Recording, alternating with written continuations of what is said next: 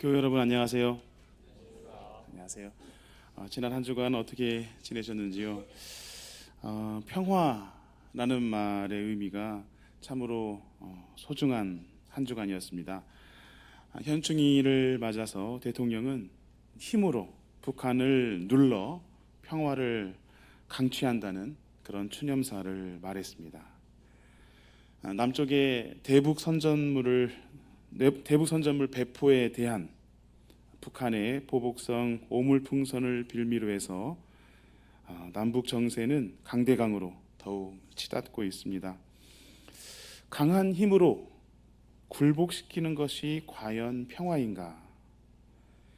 신앙의 눈으로 그것은 폭력 다름 아닌 것입니다. 평화를 말하는 입으로 되려 평화를 능욕하고 짓밟는 윤석열 대통령의 추념사에 대해 그리스도의 평화를 더욱 깊이 묵상하였습니다. 우리 교회는 지난주 수요 평화 거리 기도회로 모여서 팔레스타인의 평화를 위해 기도했습니다. 한반도 평화를 넘어 세계의 평화를 위해 성령의 뜻을 좇아 살기를 결단했습니다. 또 현충일에 우리 교단 기장은 국경선 지역 철원에 모여서 평화 예배를 드렸습니다. 전국 400여 명의 기장인이 모여서 남북의 참된 평화와 통일을 위해 용서를 묵상했습니다. 강대강 윤석열의 거짓 평화가 아닌 그리스도의 참된 평화를 우리의 삶으로 더욱 힘써 노래하는 우리가 되기를 소망합니다. 오늘은 6월 항쟁을 기억하면서 주일 예배를 드립니다. 민주주의의 평화로운 세상을 염원했던 1987년의 함성이 오늘 우리 마음에서도 울리기를 바랍니다. 오늘 예배 하늘뜻 펴기는 김영민 집사님께서 맡아주십니다. 우리 교회의 평신도 설교의 전통을 이어주셔서 감사합니다.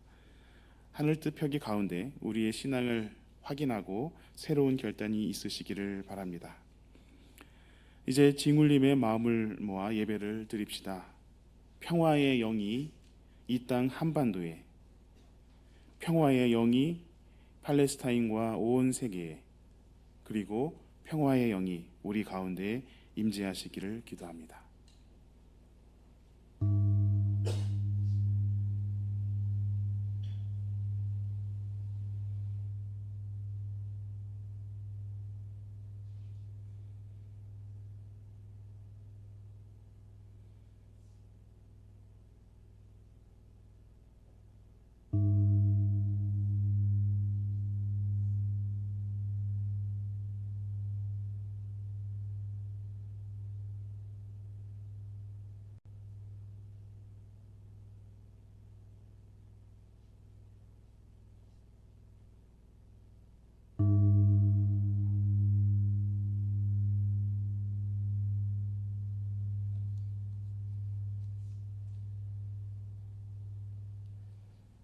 하나님, 우리에게 은혜를 베풀어 주시고 우리에게 복을 내려 주십시오.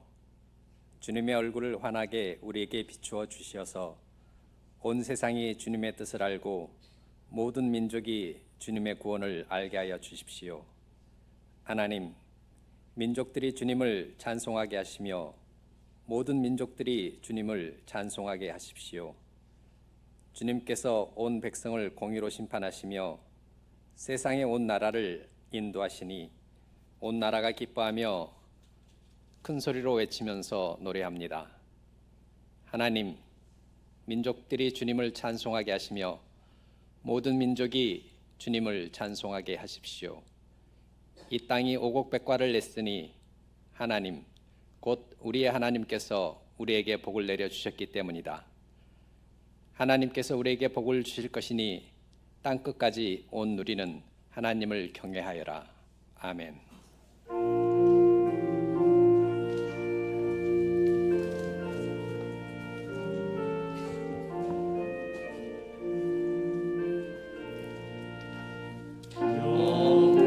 영화로우신 주 성령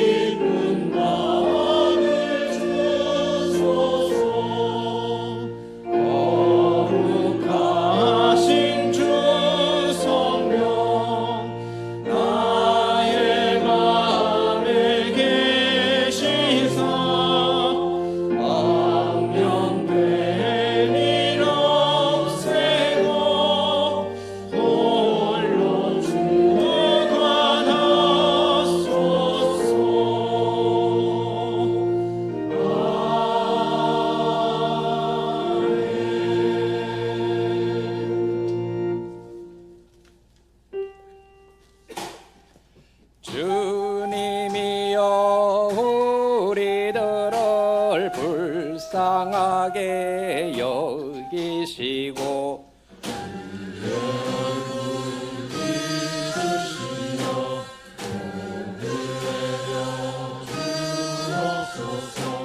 그리하여 온 세상이 주님의 뜻 알게 하고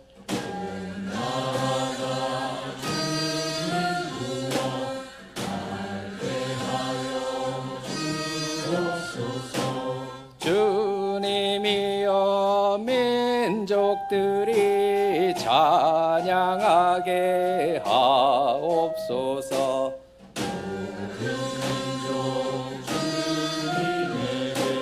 찬양하게 하옵소서.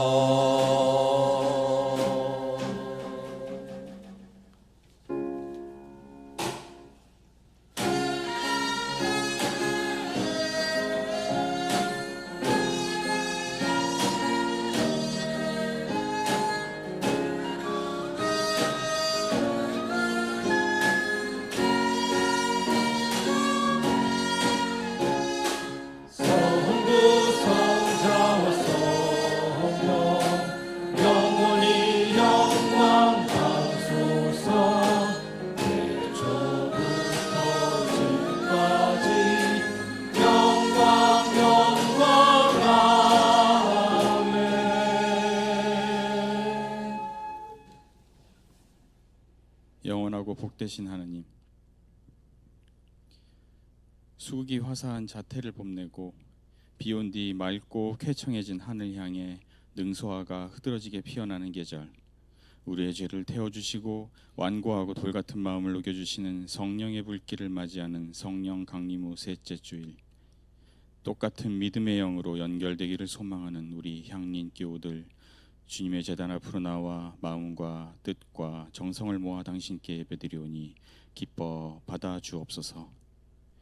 평화의 주님, 1950년 6월 동족 상잔의 전쟁을 벌여 그에 따른 고통이 70년 넘게 이어지고 있어도 당한 고난의 의미를 아직도 깨우치지 못하고 서로 적대하고 있는 우리 민족을 불쌍히 여겨 주옵소서.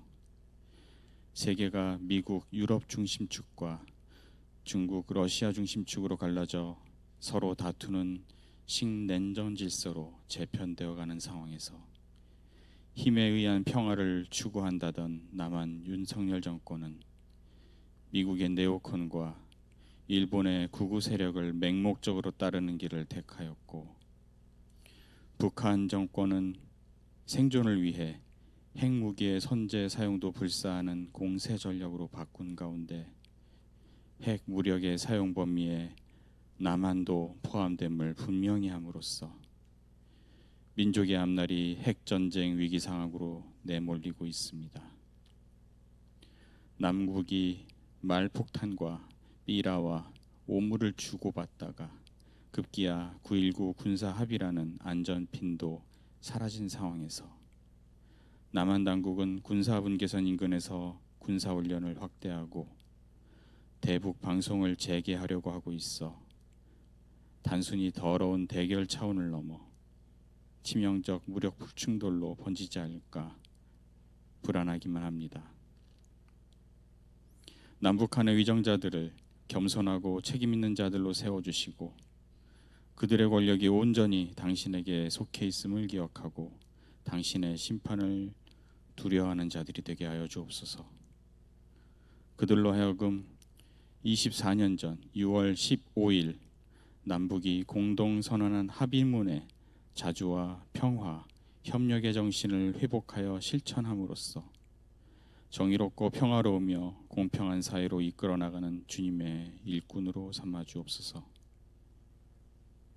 그리하여 남과 북의 청년들이 비무장지대에서 만나 서로 어울리고 함께 춤추는 꿈 같은 날을 가능케 하는 기적을 이루어 우리 민족이 이 세상에 주님의 공의와 평화를 펼쳐나가는 데 이바지하도록 세워 주옵소서. 지금 팔레스타인 가자지구 난민들의 절망적 울부짖음 속에서 함께 고통당하시는 주님, 유엔 국제사법재판소의 긴급 명령에도 아랑곳하지 않고 라파를 공격하여 수많은 어린이와 민간인 학살을 자행하고 있는 이스라엘과 배후에서 무기를 지원하고 있는 미국의 악행을 그대로 두지 마옵소서. 의인들의 절규와 호소를 외면하지 마시고 권력자들이 무고한 생명들의 피값에 대해 두려워하게 하옵소서. 불의하고 교만한 자들을 내치시고 가난하고 약한 이들을 보듬어 주시는 당신의 강한 팔을 펼치시어 휴전협정이 하루속히 맺어져 인종 학살이 중단되고 죽음의 공포에 떠는 팔레스타인의 어린이와 노약자와 여성들과 모든 이들이 삶의 평안을 되찾고 마을과 공동체를 회복해 나갈 수 있길 간구합니다. 주님, 우리 향린이 남북의 화해와 평화 그리고 팔레스타인의 해방과 기후위기 극복을 위해 기꺼이 좁은 문, 좁은 길, 생명의 길을 선택하도록 붙잡아 이끌어 주시고 미약하게나마 이 땅에 주님의 평화를 이루는 환상과 꿈을 쫓아 좌충우돌 아등바등 실천하고 있거나 삶의 현실과 신앙 고백 사이에 벌어진 간격에 부끄러워 망설이고 있는 나약한 우리들을 불쌍히 여기사 위로하시고 지혜 주시며 힘과 용기를 북돋으시어 당신의 사랑과 긍휼하심을 체험하는 기쁨을 선물로 받게 하여 주옵소서. 향린에 속한 모든 기관과 조직들, 교회, 학교와 각종 모임들을 기억하소서. 모든 지체가 목적과 사명을 온전히 감당하여 하느님 나라를 우리 안에 이루는 데 부족함이 없도록 도와주옵소서. 특별히 담임 목사 청빙위원회 함께 하시고 은혜 베풀어 주셔서 청빙 과정에서 향린의 집단지성과 영성이 발현되어 그동안의 분열과 갈등으로 생긴 상처가 치유되고 우리 향린이 고통받는 이웃과 함께 하느님 나라 운동을 계속해 나가는 길에 부족함이 없도록 지도자를 제대로 세울 수 있길 간구합니다. 이 자리에 함께 모여 예배드리거나 각지에 흩어져 있는 향린의 모든 교우들, 각자의 처지에서 생기는 아픔과 필요를 주께서 아시오니 경제적으로나 정신적으로나 육체적으로나 고달픈 이들에게 형편에 따라 은혜를 베풀어 주시고 참된 위로와 치유의 영으로 보살펴 주옵소서. 작은 성취에 교만해지거나 작은 실패로 소망을 잃지 않게 하옵시고 하루 24시간 집요하게 다가오는 공중 권세 잡은 자의 유혹으로부터 구하여 주옵소서. 급변하는 이 세상의 시류에 휩쓸리고 미래의 희망과 확신이 부족한 이들이 거짓된 보장에 속아 넘어가지 않게 붙드시고 북극선처럼 분명한 희망의 지표를 보이셔서 새로운 용기를 북돋워 주시길 간주합니다. 오늘 우리 예배를 기쁘게 받아 주옵소서. 성가대와 예양의 아름다운 찬양과 반주 그리고 김영민 집사를 통해 전해지는 믿음의 영으로 사는 삶이란 제목에 하늘뜻 벽이 가운데 임하셔서 당신 홀로 영광 받으시고 우리에게는 하늘의 양식과 영생하는 샘물을 먹고 마시는 체험이 되어 또다시 새롭게 삶을 살아가는 동력이 되고 구원의 기쁨이 다시 회복되길 기원합니다. 또한 주 예수께서 달려 죽으신 십자가를 바라보며 결단의 순간에 머뭇거리지 않는 용기를 되찾길 간구합니다. 이제 침묵 가운데 주님의 목소리에 귀 기울입니다.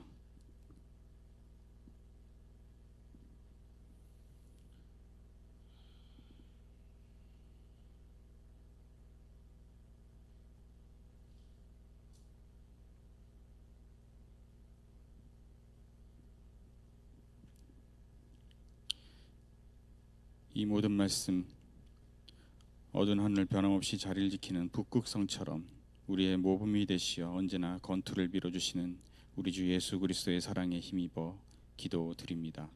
아멘.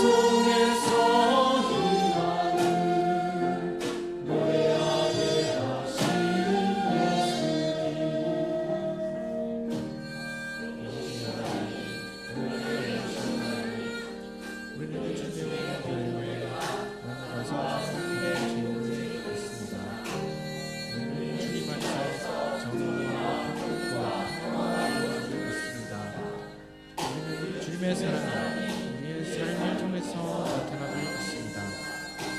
우리는 주님의 나라가 우리의 삶 속에서 이루어짐을 믿습니다. 우리는 해방을 위한 주님의 선교 속에서 이루어지는 보안을 믿습니다. 우리는 주님이 보여주신 진리 안에서 날마다 새로워짐을 믿습니다.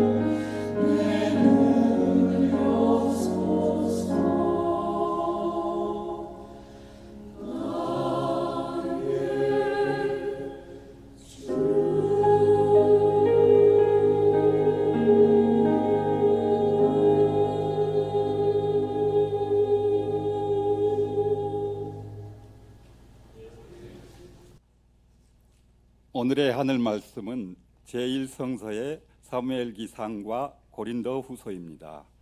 먼저 사무엘기상 8장 4절에서 20절 말씀을 읽겠습니다. 제1성서 417쪽입니다.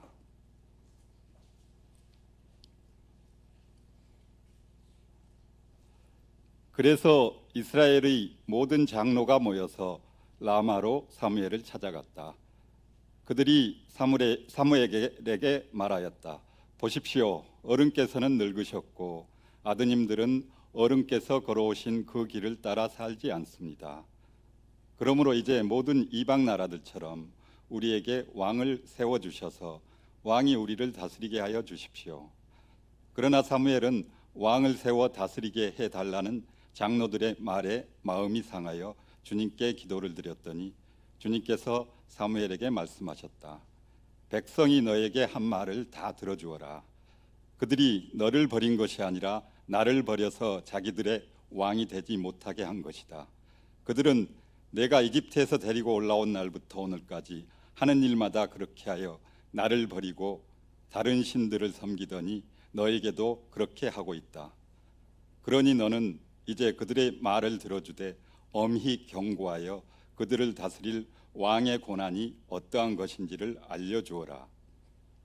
사무엘은 왕을 세워달라고 요구하는 백성들에게 주님께서 하신 모든 말씀을 그대로 전하였다.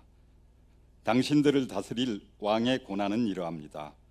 그는 당신들의 아들들을 데려다가 그의 병거와 말을 다루는 일을 시키고 병거 앞에서 달리게 할 것입니다.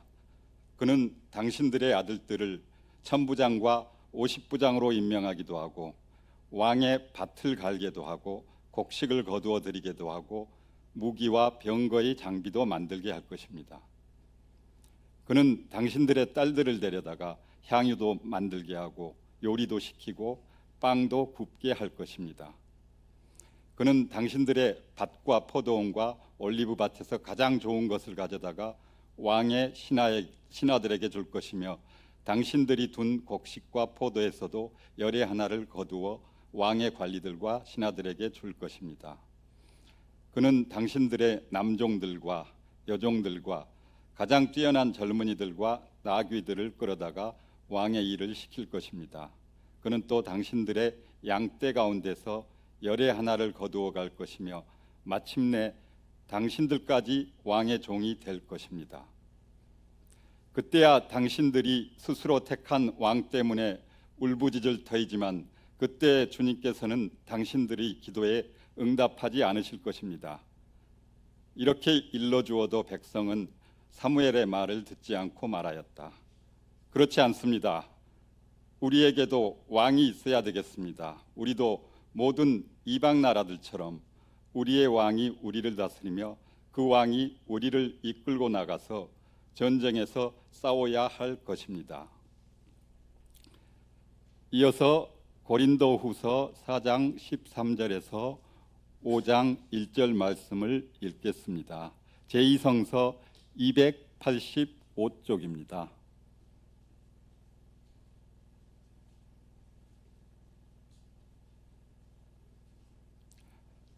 성경에 기록하기를 나는 믿었다. 그러므로 나는 말하였다 하였습니다. 우리는 그와 똑같은 믿음의 영을 가지고 있으므로 우리도 믿으며 그러므로 말합니다. 주 예수를 살리신 분이 예수와 함께 우리도 살리시고 여러분과 함께 세워주시리라는 것을 우리는 알고 있습니다. 이 모든 일은 다 여러분을 위한 것입니다. 그리하여 하나님은 은혜가 점점 더 많은 사람에게 퍼져서 감사하는 마음이 넘치게 하고 하나님께 영광을 돌리게 하려는 것입니다. 그러므로 우리는 낙심하지 않습니다. 우리의 겉사람은 낡아가나 우리의 속사람은 날로 새로워집니다. 지금 우리가 겪는 일시적인 가벼운 고난은 비교할 수 없을 정도로 영원하고 크나큰 영광을 우리에게 이루어 줍니다. 우리는 보이는 것을 바라보는 것이 아니라 보이지 않는 것을 바라봅니다. 보이는 것은 잠깐이지만 보이지 않는 것은 영원하기 때문입니다. 땅에 있는 우리의 장막집이 무너지면 하나님께서 지으신 집, 곧 사람의 손으로 지은 것이 아니라 하늘에 있는 영원한 집이 우리에게 있는 줄 압니다. 다 함께 고린도후서 4장 13절 하반절 말씀을 읽겠습니다. 우리는 그와 똑같은 믿음의 영을 가지고 있으므로 우리도 믿으며 그러므로 말합니다. 이 말씀으로 귀한 깨달음과 결단이 있으시기를 바랍니다. 오늘 주시는 복음서의 말씀은 마가복음서 3장 20절로 35절까지의 말씀입니다. 가능하신 분께서는 일어서서 말씀을 들으십시오.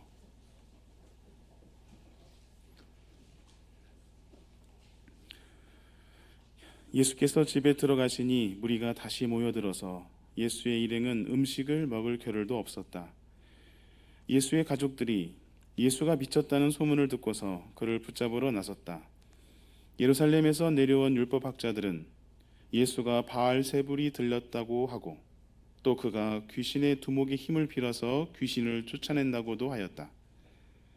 그래서 예수께서 그들을 불러놓고 비유로 그들에게 말씀하셨다.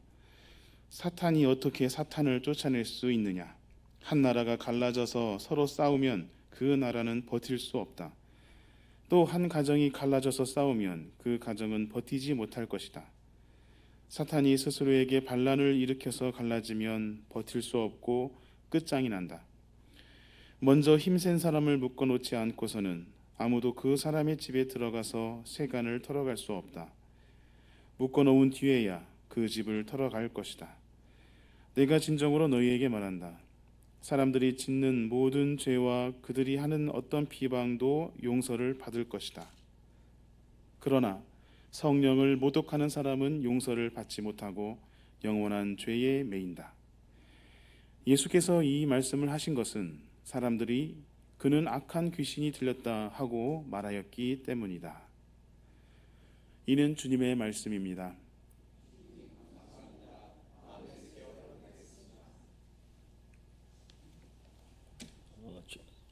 청년 남신도의 김영민 집사라고 합니다.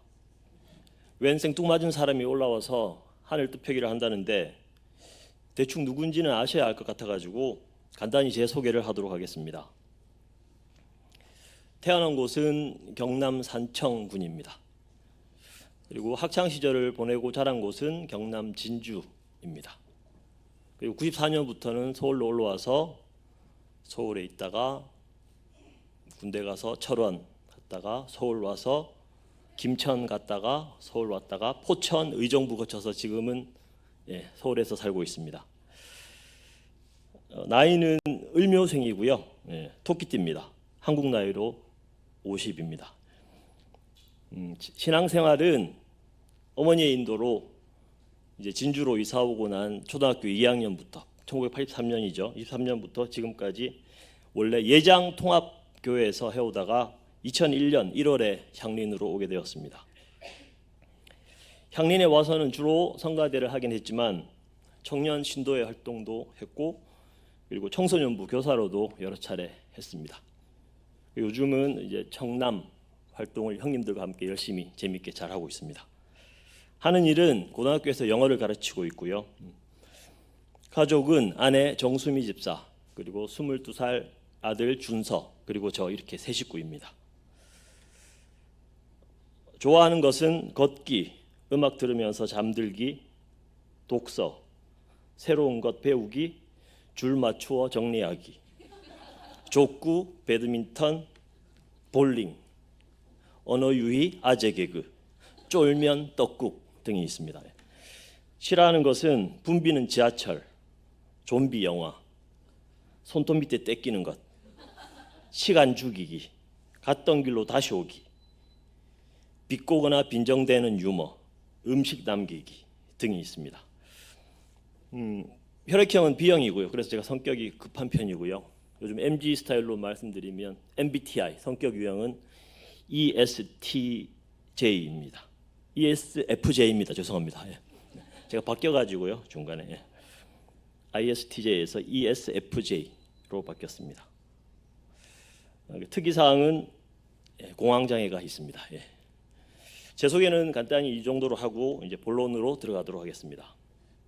오늘은 성령 강림 후 세 번째 주이자 총회 선교주일이자 60민주항쟁 기념주일입니다.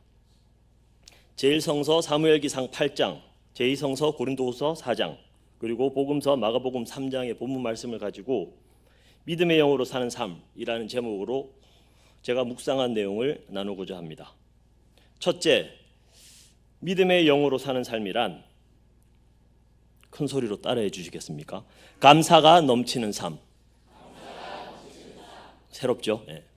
보수교회에서는 많이 하는 겁니다. 예. 그래서 첫 번째, 믿음의 영으로 사는 삶이란 감사가 넘치는 삶입니다. 오늘 고린도후서 4장 14, 15절을 보시면 예수를 살리신 하나님께서 우리를 살리시고 세워주시는 것은 우리를 통하여 하나님의 은혜가 더 많은 사람에게 퍼져서 감사하는 마음이 넘치게 하고 하나님께 영광을 돌리게 하기 위함이라고 말씀하고 있습니다. 시편 50편 23절에도 감사로 제사를 드리는 자가 나를 영화롭게 하나니 라는 말씀이 있습니다. 성령으로 충만한 사람들은 항상 얼굴에 웃음이 넘칠 뿐만 아니라 늘 감사하는 마음이 있는 것 같습니다. 제가 대학 다닐 때 기독 동아리 활동을 했었는데요. 그때 항상 웃고 다니는 동기가 한 명 있었습니다. 그 친구의 믿지 않는 과 친구가 넌 어떻게 항상 그렇게 웃고 다니니? 라고 물었을 때 제 친구가 이렇게 대답했다고 합니다.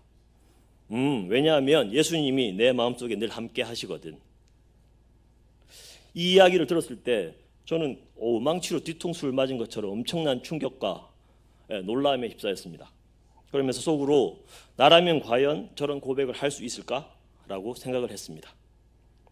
참 순수한 신앙을 가진 그 친구는 지금 미국에서 목회를 하고 있습니다. 그렇다면 하나님은 왜 우리의 감사하는 모습을 어여삐 보실까요? 제가 곰곰이 생각해 보니까 그건 지극히 당연한 것이었습니다. 어렵지 않았습니다.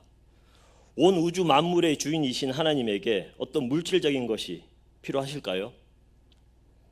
전지전능하신 그분에게 고상한 지식이나 지혜 또는 탁월한 능력이 필요하실까요? 더군다나 사람의 중심을 꿰뚫어 보시는 분이신데 우리의 번드르르한 아첨이나 입에 발린 말 따위는 씨도 먹히지 않을 것입니다.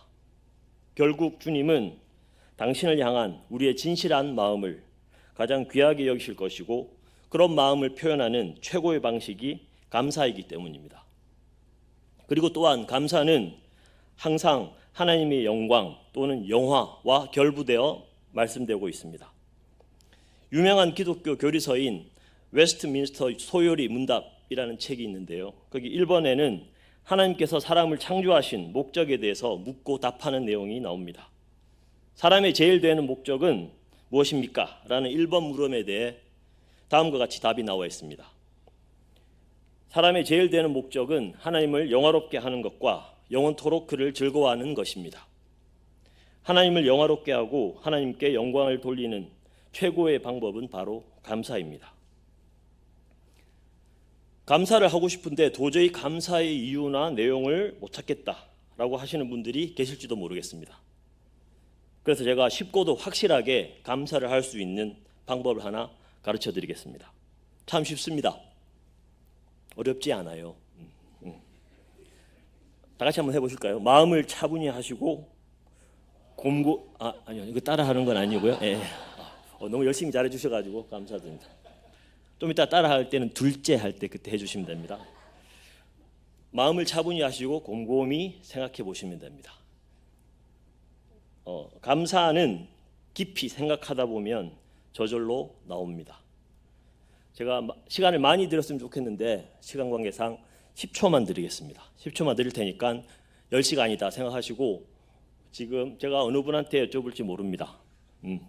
그러니까 제가 10초 후에 무엇이 감사한지 제가 누구누구 교우님, 누구누구 집사님, 누구누구 장로님 이렇게 질문하면 무엇이 감사합니다. 또는 무엇해서 감사합니다. 이렇게 큰 소리로 신앙을 담아서 고백처럼 해주시면 되겠습니다. 떨지 마시고요. 10초 드리겠습니다. 시작.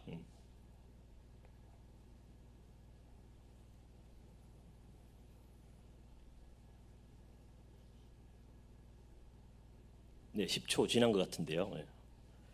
지금 떨고 계십니까? 자, 그러면 저희 고향인 성가대 안용복 총무님, 안용복 집사님, 안용복 집사님의 감사 제목은 무엇입니까?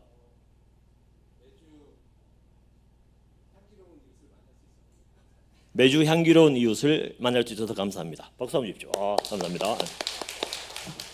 그러면 이제 오른쪽으로 돌려서 저희 친구 재직 회장님, 구종아 집사님, 감사 제목이 무엇입니까? 살짝 좀 기를 수 있는데 짧게 해주십시오. 예, 금요일 날 아내가 둘째 딸과 여행을 갔습니다. 네, 그래서 금요일 날 둘째 그것 때문에 따님과 감사가 아니라 그래서 아들과 이틀 동안 같이 밥 먹으면서 얘기도 많이 해서 그게 감사합니다. 네, 아들과 오붓한 시간을 보낼 수 있어서 감사하다고 합니다. 고맙습니다. 그리고 이제 회중석에서도 한 분 해야 되는데요. 예. 제일 만만한 우리 사랑하는 최원석 장로님, 감사의 제목이 무엇입니까?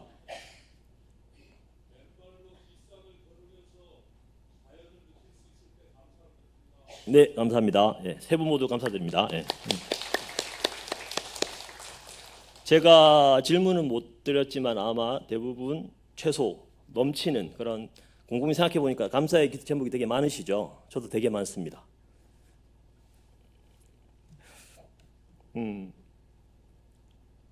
흔히 스님들이 염주를 돌리거나 합장을 하면서 아마 이런 말 하는 거 들어보셨을 겁니다. 나무 관세음 보살 많이 들어보셨죠? 관세음 보살에게 귀의합니다 라는 뜻이라고 합니다. 불교에 이것처럼 나무 관세음 보살이라는 염원을 담은 주문이 있듯이 제가 들었는데요. 저희 개신교에도 이런 게 있습니다. 아마 아시는 분도 계실 텐데요. 제가 한번 해볼 테니까 교우 여러분들께서는 제가 뭐라고 주문을 하면 아멘 이렇게 해주시면 됩니다. 아시겠죠? 제가 한번 해볼게요. 먼저 가슴에 기도손 합장 하시고요. 제가 해보겠습니다. 아멘 해주셔야 됩니다. 큰 소리로. 항기 쉬말기 범감. 감사합니다. 항기 쉬말기 범감. 대충 감 잡으셨죠? 하시는 분도 계시고 아는 척 하시는 분도 계시고 전혀 감을 못 잡겠다 하시는 분도 계신데요.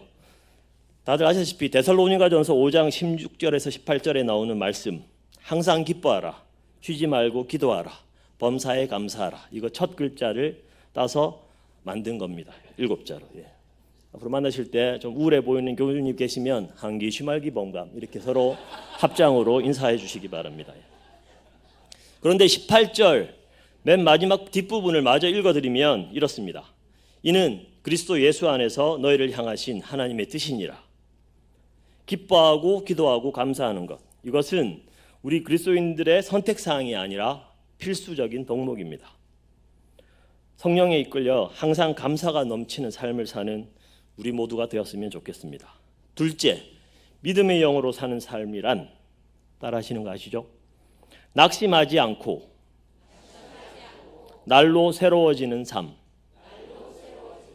네, 고맙습니다. 낙심하지 않고 날로 새로워지는 삶이 믿음의 영으로 사는 삶입니다.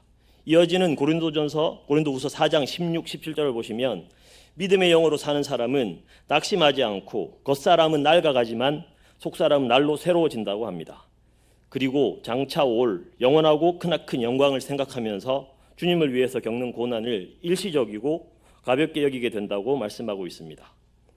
오늘의 복음서 마가복음 3장에는 예수의 가족들이 예수가 미쳤다는 소문을 듣고 그를 붙잡으러 와서 사람들을 들여보내어 예수를 불렀을 때 누가 내 어머니이며 내 형제들이냐, 누구든지 하나님의 뜻을 행하는 사람이 곧 내 형제요 자매요 어머니다 라고 예수님이 말씀하시는 장면이 나옵니다.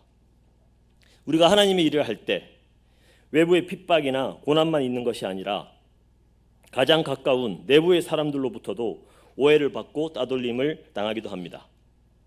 다른 사람도 아닌 가장 가까운 가족이나 친구들로부터 받는 거절과 무시와 홀대, 이런 것은 더욱 쓰라릴 것입니다.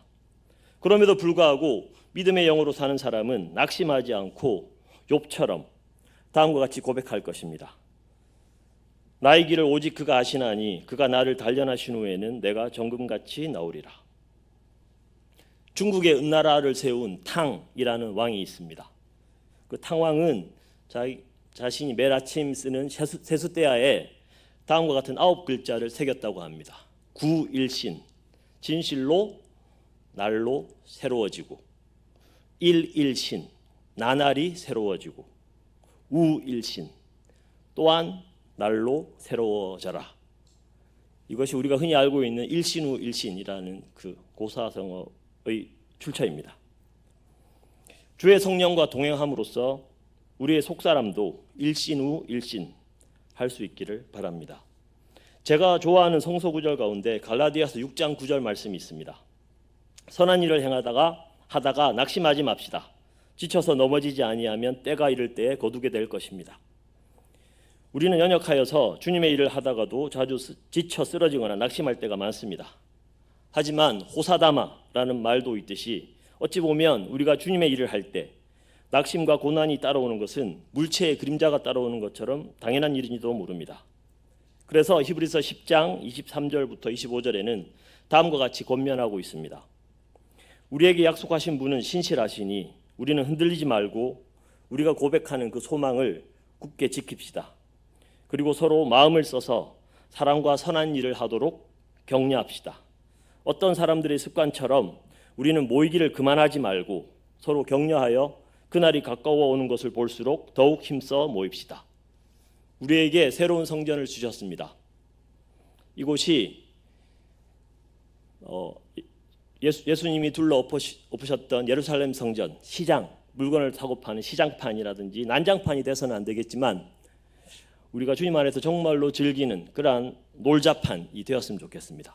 우리 향림교회는 지역교회가 아니어서 주중에 모이기가 쉽지 않겠지만 우리가 시간을 내서 마음을 내어서 서로 자주 모여서 다양한 활동들을 하고 즐겁게 지내다 보면 그 가운데 하나님의 일도 우리가 찾을 수 있을 것 같습니다. 특히 이 자리를 빌려서 세교 분들께 제가 말씀드리고 싶은 것은 저도 향림교회 2001년 왔을 때 성가대 활동을 하면서 제가 향림교회 정착하는데 크게 많은 도움을 받았습니다. 성가대뿐만 아니라 우리 세교 모든 분들 각 신도회라든지 각 부서에 최소한 한 곳 이상 꼭 등록하셔가지고 열심히 참석하셨으면 좋겠습니다. 저는 우리 향린 교우들은 소위 말하는 썬데이 크리스찬은 한 분도 안 계셨으면 좋겠습니다. 마지막으로 믿음의 영으로 사는 삶이란 마지막이니까 제일 크게 따라해 주시면 감사하겠습니다. 역설의 길을 걷는 삶. 감사합니다. 마지막 부분 고린도후서 4장 18절과 5장 1절을 보시면 믿음의 영에 이끌리는 사람은 땅의 장막집이 아닌 주님이 예비하신 하늘의 영원한 집을 소망하며 보이지는 않지만 영원한 것을 바라보는 삶을 살게 된다고 말씀하고 있습니다. 진리에 대한 영적인 각성 내지는 눈뜸을 하게 된다는 말씀으로 보입니다. 하긴 영적인 각성과 눈뜸 없이 어떻게 역설의 진리 길을 갈 수 있겠습니까? 여러분 오늘 성가대 찬양 잘 들으셨죠? 혹시 제목이 뭡니까? 모르시면 지금 주보 컨닝하시면 됩니다. 내 눈을 여소서. 내 눈을 여소서 나의 주여 험한 이 세상 지날 때 이렇게 시작되는 곡이었죠.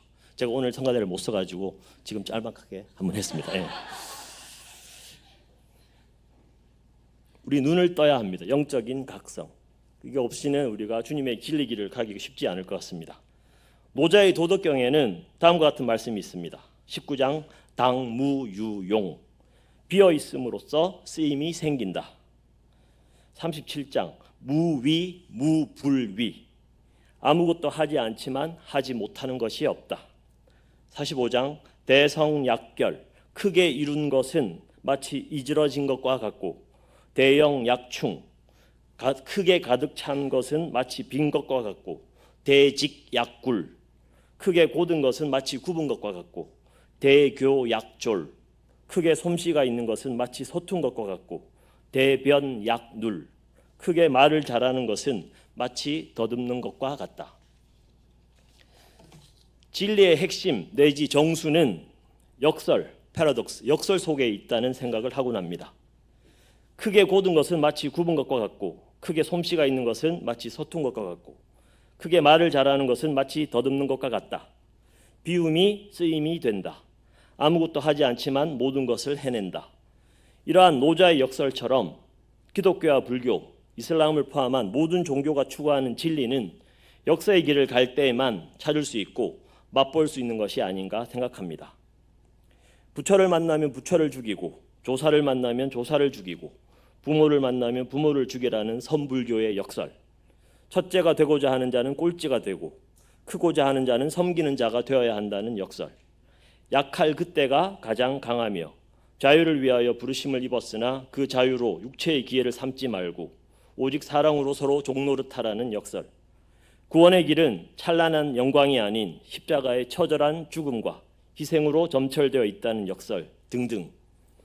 이 모든 역설을 기꺼이 감당하고 그 길을 걷기 위해서는 믿음의 영에 이끌리는 수밖에 없을 것 같습니다. 제가 지난주에 수학책을 보다가 한 단원이 끝나고 난 뒤에 이런 이야기가 있더라고요. 어떤 영적인 스승이 제자들에게 이런 질문을 했다고 합니다. 어두운 밤이 지나고 밝은 새날이 온지 어떻게 알 수 있는가? 이에 어떤 제자가 말하기를 닭이 울고 새가 짖는 것을 듣고 알 수 있습니다. 또 다른 제자는 동창이 밝아 사물의 형체를 구별할 수 있을 때, 식별할 수 있을 때 새날이 온 것을 알 수 있습니다. 여러 제자들이 얘기를 했는데 다 아니라고 하자 제자들이 물었죠. 그러면 언제 새날은 오는 것입니까? 그때 그 스승은 얘기했다고 합니다.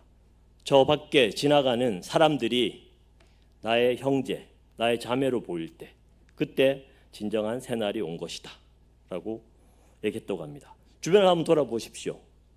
앞뒤 좌우 옆에 앉아 계시죠? 앞뒤 좌우에 계신 분들이 누구로 보이십니까? 혹시 일주일에 한 번 얼굴 마주치는 동네 청년 또는 동네 아줌마 아저씨로 보이지는 않습니까? 사랑하는 형제 자매로 보이십니까? 보이시길 바랍니다. 지금까지 제2성서 고린도후서 4장 13절부터 5장 1절의 본문을 중심으로 믿음의 영으로 사는 삶이란 감사가 넘쳐 하나님께 영광을 돌리는 삶, 고난 속에서도 낙심하지 않고 속사람이 날로 새로워지는 삶, 영적인 눈뜸을 통해 역설의 길을 기꺼이 걷는 삶의 모습으로 나타난 것을 살펴보았습니다. 20분이 지났습니다. 벌써. 좀 더 속도를 높여야 될 것 같습니다. 그런데 이와 반대로 제1성서 사무엘기 8장에는 믿음의 영이 아닌 육신 또는 세상의 영에 속한 삶을 요구하는 이스라엘 백성의 모습이 나옵니다. 영의 사람 사무엘은 늙었고 그 아들들이 사무엘의 길을 따라 살지 않았을 때 이스라엘 백성은 사무엘에게 와서 이제 모든 이방 나라들처럼 우리에게도 왕을 세워 우리를 다스리게 해달라고 요청합니다. 이에 사무엘이 마음이 상하여 주님께 기도를 드렸을 때 주님은 사무엘에게 그들의 말을 다 들어주어라. 그들이 너를 버린 것이 아니라 나를 버려서 자기들의 왕이 되지 못하게 한 것이다 라고 말씀하십니다. 그리고 사무엘에게 그들의 말을 들어주되 엄히 경고하여 그들을 다스릴 왕의 권한이 어떠한 것인지 알려주라고 말씀하십니다. 믿음의 영이신 하나님 대신에 왕을 세워 우리를 다스려 달라고 요구하는 이스라엘 백성들, 그리고 그 왕이 행사하는 권한을 통해 세상에 속한 삶의 모습은 어떠한 것인지 간략히 살펴보겠습니다. 첫 번째로 이스라엘이 요구한 그 왕은 백성들의 아들들을 데려다가 병거와 말을 다루게 하고 천부장과 50부장으로 임명하고 무기와 병거를 만들게 할 것이라고 말씀하고 있습니다. 병거와 말은 전쟁의 대명사라고 할 수 있으며 이는 곧 육의 영, 세상의 영에 이끌리는 사람은 반평화적인 삶을 살 수밖에 없음을 보여줍니다. 마태복음 5장 산상수훈에는 8가지 복에 대해 말씀하고 있습니다. 그 중에서 화평케 하는 자는 복이 있나니 저희가 하나님의 자녀라 일컬음을 받을 것이다 라는 말씀이 있습니다. 세상의 영에 이끌리는 사람은 화평케 하는 하나님의 자녀로서의 직분을 감당하지 못하고 전쟁 같은 삶을 살게 된다고 말할 수 있을 것입니다. 교우 여러분, 지금 평안하십니까? 두 번째로 그 왕은 이스라엘 백성들의 딸들을 데려다가 향유도 만들게 하고 요리도 시키고 빵도 굽게 할 뿐만 아니라 이스라엘 백성의 밭과 포도원과 올리브밭에서 가장 좋은 것을 가져갈 것이라고 사무엘은 절합니다. 이는 약탈과 착취의 삶을 의미한다고 할 수 있겠습니다. 믿음의 영이 아닌 육의 영, 세상의 영으로 살아가는 사람은 약탈과 착취의 대상이 될 뿐만 아니라 약탈과 착취의 대상이 되어서 피폐한 삶을 살게 될 뿐만 아니라 설상가상으로 자기도 모르는 사이에 약탈과 착취의 주체가 될 수도 있음을 늘 경계해야 하겠습니다. 마지막으로 그 왕은 이스라엘 백성의 곡식과 포도 그리고 양떼 가운데서 열의 하나를 거두어 갈 것이며 마침내 이스라엘 백성들까지 종으로 삼을 것이라고 경고합니다. 여기서 제가 주목한 것은 열의 하나라는 표현이었습니다. 신명기 26장에 보면 11조를 하나님께 드려서 레위인과 객과 고아와 과부에게 주어 네 성읍에서 먹고 배부르게 하라고 말씀하고 있습니다. 레위인은 하나님을 섬기기 위해 따로 구별된 사람들로 오늘날로 치면 목회자를 말하는 것이고, 객과와 고아와 과부는 오늘날의 사회적 약자를 말할 것입니다. 세상의 영, 육의 영을 따르는 삶이란 11조로 상징되는 하나님의 것을 침범하는 삶이요, 그것은 곧 이웃 사랑 실천과는 거리가 먼 삶을 의미합니다. 당연히 드려야 할 하나님의 것을 드리지 않고 이웃을 거들떠 보지도 않는 삶의 결말은 어떨까요? 이스라엘 백성들이 마침내 왕의 종이 되는 것처럼 결국에는 자유인에서 종으로 전락한 삶을 살 수밖에 없을 것입니다. 갈라디아서 5장 22절 23절에는 믿음의 영인 성령의 9가지 열매에 대해서 말씀하고 있습니다. 소두의 자기소개에서 잠깐 말씀드렸지만 제가 향린에 오기 전에는 소위 보수적인 교회에서 신앙생활을 하지 않았겠습니까? 아마 저와 비슷한 신앙 경력을 가지신 교우분들은 아시겠지만 그 당시에는 중고등부 수련을 가게 되면 매 끼니마다 밥을 먹기 전에 요절 암송 시간이 있었고, 그것을 조별로 일렬횡대로 나란히 서서 외우지 못하면 밥을 먹지 못했습니다. 전문용어로 빠꾸를 당했고요. 빠꾸의 무한반복 과정을 통해서 결국 조원 모두가 외우게 되면 뿌듯하고 흐뭇한 마음으로 식판을 받았던 기억이 있습니다. 제가 아직도 기억하고 있는 것을 보면 아마 갈라디아서 5장 22절 23절 말씀도 그 당시 암송 요절 가운데 있었던 것 같습니다. 제가 한번 외워보겠습니다. 오직 성령의 열매는 사랑과 희락과 화평과 오래 참음과 자비와 양성과 충성과 온유와 절제니 이 같은 것을 금지할 법이 없느니라. 갈라디아서 5장 22절 23절 말씀. 아멘. 이렇게 해야 먹을 수 있습니다. 예. 이 구절을 가지고 성경 공부를 하다가 두 가지를 깨달은 적이 있습니다. 하나는 성령의 열매는 삶에서 순차적으로 맺어지는 것이 아니라 전체적인 한 덩어리로 나타난다는 것입니다. NIV 영어 성서에도 보면 열매를 뜻하는 단어 fruit은 단수 형태로 되어 있더라고요. 사랑, 희락, 화평, 오래 참음의 열매를 맺는 사람이 어찌 친절하지 않고 선하지 않고 충성스럽지 않을 수 있겠습니까? 다른 하나는 공교롭게도 성령의 열매 순서가 사랑으로 시작해서 절제로 끝난다는 것이었습니다. 5가지 맛이 난다는 오미자보다 더 다양한 9가지 맛이 나는 성령의 열매는 사랑의 달콤한 맛에서 시작해서 절제의 상큼한 맛으로 끝맛으로 마무리가 되어야 합니다. 다른 맛이 나는 열매는 성령의 열매가 아닌 것입니다. 말씀을 요약하고 맺겠습니다. 믿음의 영인 성령으로 사는 삶이란 감사가 넘쳐서 하나님께 영광을 돌리는 삶, 고난 속에서도 낙심하지 않고 속사람이 날로 새로워지는 삶, 영적인 각성을 통해 역설의 길을 기꺼이 걷는 삶입니다.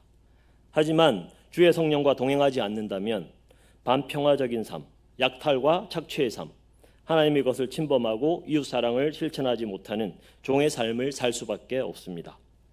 육신 또는 세상의 영에 이끌리려는 우리의 겉사람은 낡아가지만 믿음의 영에 이끌리는 우리의 속사람은 날로 새로워져서 성령의 열매를 주렁주렁 맺는 성령 충만한 삶을 살아가는 우리 모두가 되기를 기원합니다. 잠시 침묵하시겠습니다.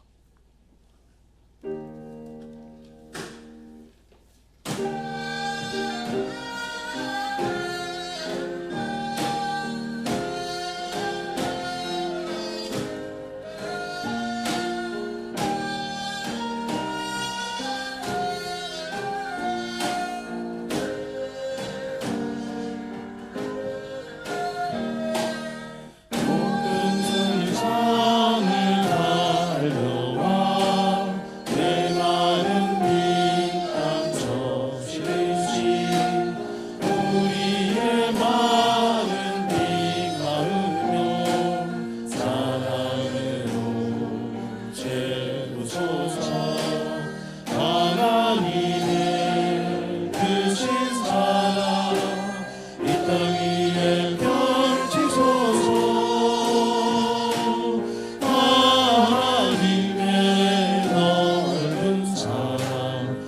우리의 채우소서. 십자가를 지신 예수께서 우리를 위해 사셨듯이 우리도 형제 위하여 우리의 것 나누리라. 예수님의 깊은 사랑 이 땅 위에 펼치리라.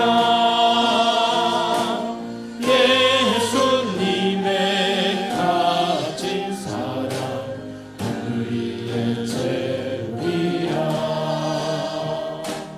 찬송하는 우리 마음속에 언제나 함께 나옵소서. 기도하는 우리 마음속에 언제나 함께 나옵소서. 찬송하며 형제 사랑 이 땅 위에 펼치리라. 기도하며 이룬 사랑 우리의 채우리라.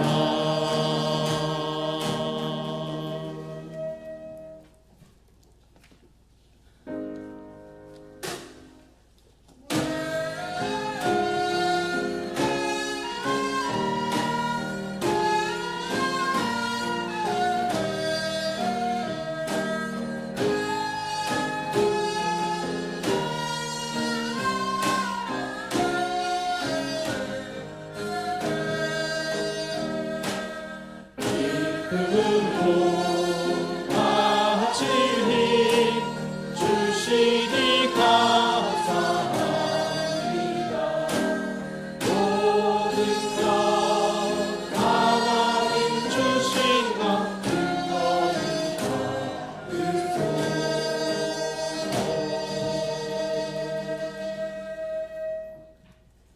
우리를 사랑하시는 하나님, 여름이 시작되는 이때에 향내 가족들이 예배당과 온라인으로 한데 모여 믿음의 영으로 사는 삶에 대해 알게 하여 주심에 감사드립니다.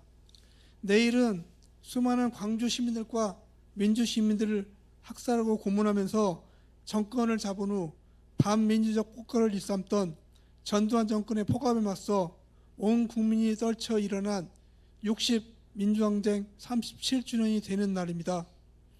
어둠이 빛을 이길 수 없고 독재가 민주를 이길 수 없다는 것을 살아있는 역사로 보여주심에 감사드립니다. 60 민주항쟁 이후 정치적인 민주화가 이루어지고 많은 변화가 있었으나 아직도 사회와 경제 분단과 같이 많은 문제가 남아 있습니다. 그렇기에 우리 향린 가족이 해야 할 일들이 아직도 많이 남아 있습니다. 이 일을 해나가는 과정에서 하나님이 함께하여 주옵소서.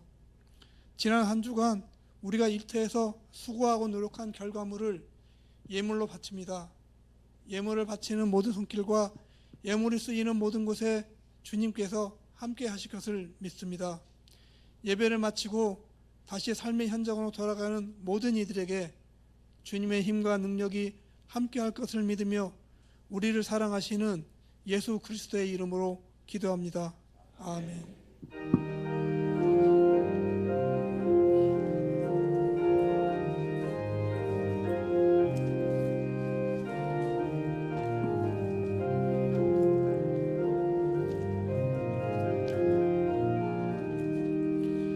주 사랑 안에 살면 두려움 없으며 그 사랑 변함없이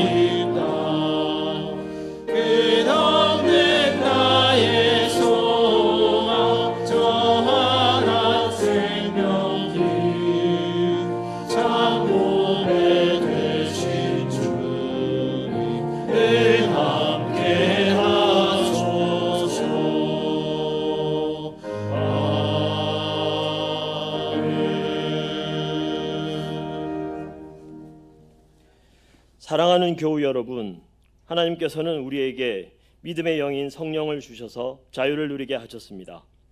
그러나 우리는 그 자유를 육체의 욕망을 만족시키는 구실로 삼지 말고 사랑으로 서로 섬기는 일에 사용하도록 합시다. 매 순간 성령에 이끌리어 살면서 성령의 열매를 가득 맺고 그 힘으로 각자 삶의 터전에서 이웃 사랑을 실천하고 하나님 나라를 실현하기 위해 노력합시다. 함께 축복의 기도를 나눕시다. 주 예수 그리스도의 은총과 하나님의 사랑과 성령께서 이루어지시는 친교가 우리 가운데 영원토록 함께 있기를 주님의 이름으로 축원합니다. 아멘.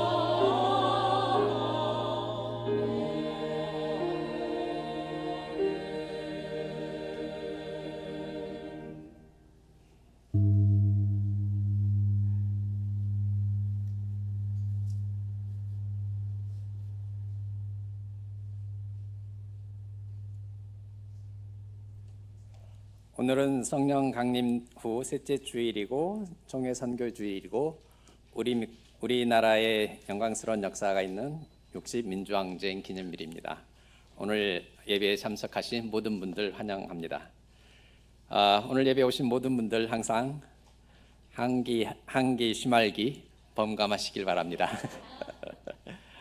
이렇게 어려운 가운데서도 사실 하늘 뜻 펴기 하는 게 굉장히 부담스러운 일인데 기꺼이 하늘 뜻을 펴서 우리랑 같이 말씀을 같이 나눠주신 김영민 집사님께 다시 한번 감사의 박수 부탁드립니다.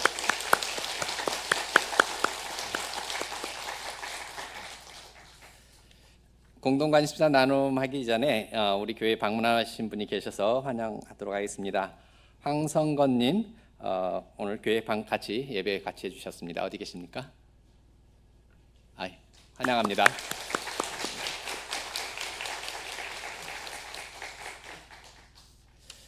공동관심사 나눔하겠습니다. 맨 첫 번째 보시면 임시당회장 교체 파송해가지고 서울노회에서 우리 교회 임시당회장으로 최윤태 목사님, 총은교회 담임 목사님이시죠. 파송해 주셨는데 이렇게 된 상황에 대해서 우리 당의 서기 장로이신 김창희 장로님께서 배경 설명을 해주시도록 하겠습니다.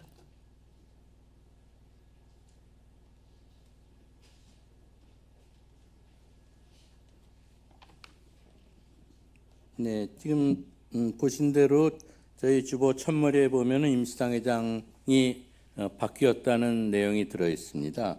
그 주보 그 광고뿐만 아니라 한 페이지 넘기시면 그 다음에 다음 페이지 윗부분이 향린을 섬기는 사람들 이렇게 되어 있고 그 첫 머리에 보면 임시당회장도 최윤태 목사님으로 이미 바뀌어 있습니다.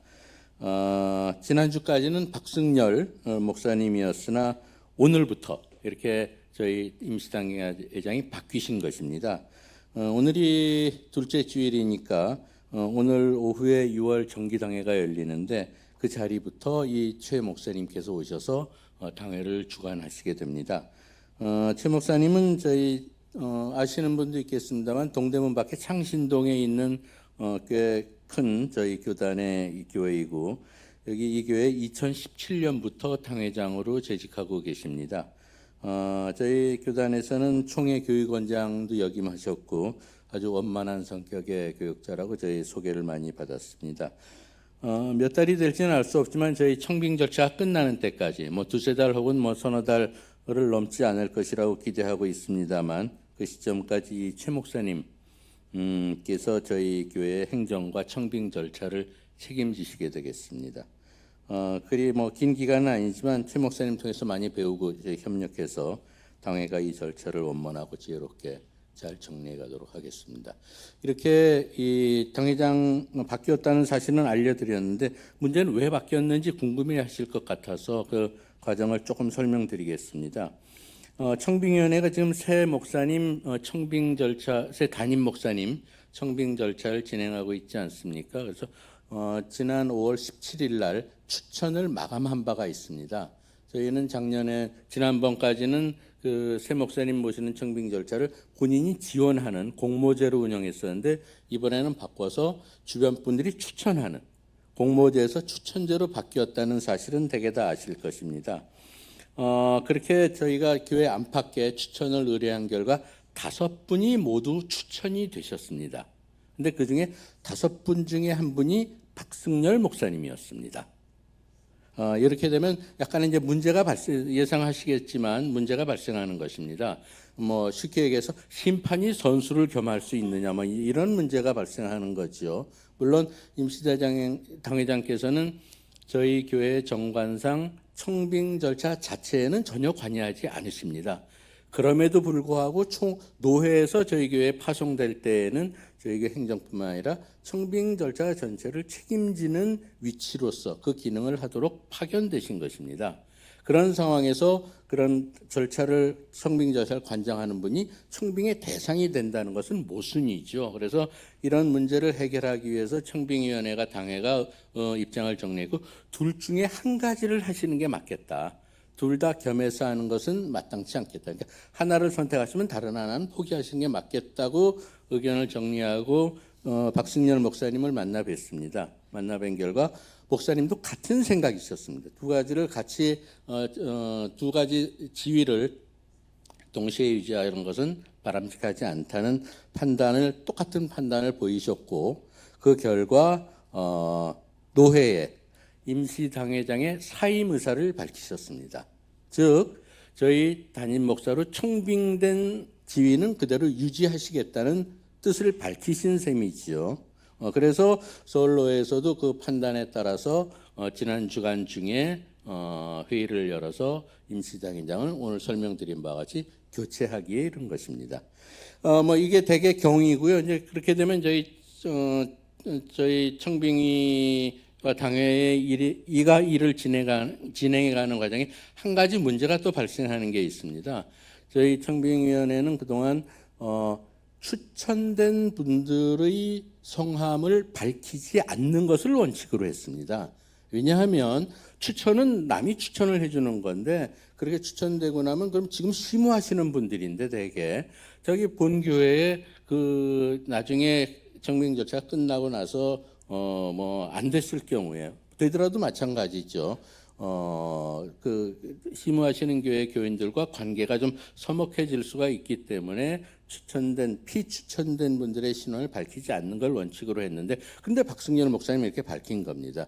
그 이유는 다음과 같습니다. 첫째는 박승열 목사님 본인께서 꺼리낌 없이 노회에 이렇게 추천이 됐기 때문에 두 가지 지위를 같이 가질 수 없어서 임시당회장을 사임한다고 분명하게 밝히셨습니다. 본인께서. 뭐 그러니까 둘러서 얘기할 거 없고 명백하게 밝히는 게 좋겠다고 해서 밝히셨고 둘째 저희 당회로서도 임시당회장의 교체 과정에 그 이유를 교우들에게 정확하게 설명하지 않는 것은 오히려 나중에 더 복잡한 문제를 낳을 수 있겠다 싶어서 분명하게 교우들에게 밝히자고 입장을 정리한 것입니다. 그러니까 교회 안팎에 뭐 아시는 분들은 그래서 박승열 목사님이 임시당회장 사임하신 것은 이런 이유다라는 걸 뭐 아시려면 아실 수 있게 된 것입니다. 그래서 이런 과정을 물론 이 박승열 목사님 외에 나머지 분들은 최종 청빙 대상 한 분으로 정리가 되지 않는 이상은 저희가 밝히지 않을 것입니다. 그 점은 이해를 해주시고 일단 이렇게 된 상황을 그래서 제가 생길 수 있는 모든 상황과 고민했던 것들 정리된 내용을 다 여러분 교우들 앞에 설명을 드렸습니다. 그래서 앞으로 당회는 당회대로 이 새 임시당회장님 모시고 우리 저희 교회 절차를 진행해 갈 것이고 또 청빙위는 청빙위대로 주어진 소임을 저희 규정과 또 신앙인의 양심 속에서 아마 잘 처리해서 지혜로운 결론을 맺지 않을까 생각합니다. 그 과정에서 교우들 여러분도 격려하시고 함께 기도해 주시면 감사하겠습니다.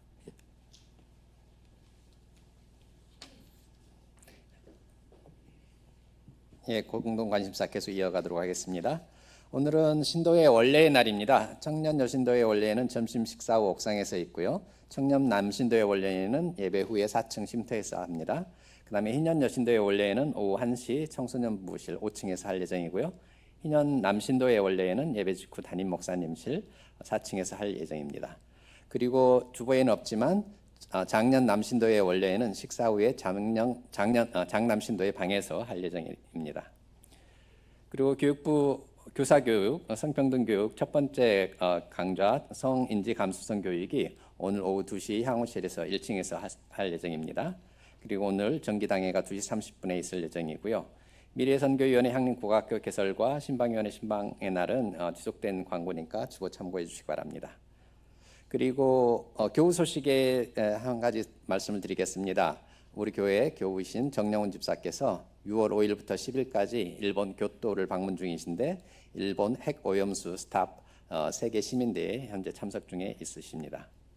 이번 주 일정 안내입니다. 미래선교위원회 외부 지원팀하고 통일선교팀 일정이 각각 12일과 16일에 있습니다.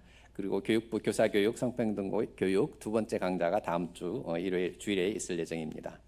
작년 여신도의 기도회 매주 두 번째 주 목요일 1시 30분에 있습니다. 그다음에 선교부 신학 공부 모임 매월 둘째 주 넷째 주 월요일에 오후 4시에 줌으로 있습니다. 그리고 우리가락 얼수 북물 연습 이번 주 성서일과는 주보를 참고해 주시기 바랍니다. 이후 일정 안내입니다. 청빙위원회가 계속 모임을 갖고 있는데요. 6월 20일 목요일 오후 8시 이번에는 온라인 줌으로 할 예정입니다. 그리고 평화소모임 기후변화와 기후정의 6월 23일 최동진 소장님을 모시고 강의가 있을 예정입니다. 그리고 들녘교회 농활인데요. 농활은 아무래도 이제 우리가 하는 행사 중에서 굉장히 많은 관심을 갖고 가져야 되는 행사인데요. 6월 28일부터 30일까지 있을 예정이고요. 선교부 환경선교위원회에서 주관할 예정인데 이옥희 권사님께 참가하실 분들은 문의를 해주시기 바랍니다. 사실 우리 교회가 이제 점점 나이 들어가니까 농활 가서 봉사하실 분들 숫자가 줄어들고 계십니다. 근데 가능하시면 한 번도 못 가보신 분이거나 역시 우리는 또 들녘교회 형제교회니까 가서 한번 이번에 들녘에 농활에 참가하시겠다고 하신 분들은 꼭 연락해 주시기 바랍니다. 미래선교회 성태문화팀 행사 참고해 주시기 바라고요. 에큐메니칼 소식입니다. 제2회 길목 정오음악회가 6월 10일 이번 내일이죠. 내일 월요일 오후 12시 20분 그러니까 점심때 12시 20분에 교회 앞에 느티나무 앞에서 있을 예정입니다. 정오 앙상블인데요. 그 목회바당에 보시면 좀 더 상세한 설명을 해놓으셨으니까 이 부분 사회적 협동조합 길목에서 주관하는 사업인데 교회 이제 우리 교회가 있는 이 주변의 이 주변의 이웃들과 같이 나눌 수 있는 그런 행사를 준비해서 기획하는 행사니까 시간 되시는 분들께서는 꼭 12시 20분 정오음악회 같이 참석해 주시기 바랍니다. 그다음에 사회적 협동조합 길목 원래 강좌가 이번 주 나이듦과 돌봄 방문 의료 현장의 모습이라는 주제로 6월 12일 오후 7시 30분 우리 교회에 다니셨던 고경신 장로님께서 강의를 해주십니다. 많이 관심들 가져주시기 바라고요. 그다음에 나머지 부분들은 주보를 참고해 주시기 바랍니다. 압록강 두만강 북중 접경 탐방 사전 공개 강좌가 있을 예정입니다. 6월 25일부터 7월 1일까지 이것도 길목에서 주관하는 행사인데 압록강과 두만강의 어떤 북중 접경 지역을 방문하는 행사를 가지려고 하고 있고 그에 따라서 사전 공개 강좌를 진행합니다. 관심 있는 분들 참석해 주시기 바랍니다. 예, 다른 광고들은 다 주보를 참고해 주시기 바랍니다. 향림교인 생활실천 다짐하심으로써 오늘의 예배를 마치도록 하겠습니다. 우리는 누구에게나 햇빛과 비를 주셔서 평등하게 사랑하시는 하나님을 믿으며 교회와 가정, 직장 등 모든 관계에서 차별적 언어나 행위를 하지 않도록 민감하게 성찰하며 행동한다. 예, 이상으로 예배를 마치겠습니다. 모두 다 행복한 한 주 보내시기 바랍니다.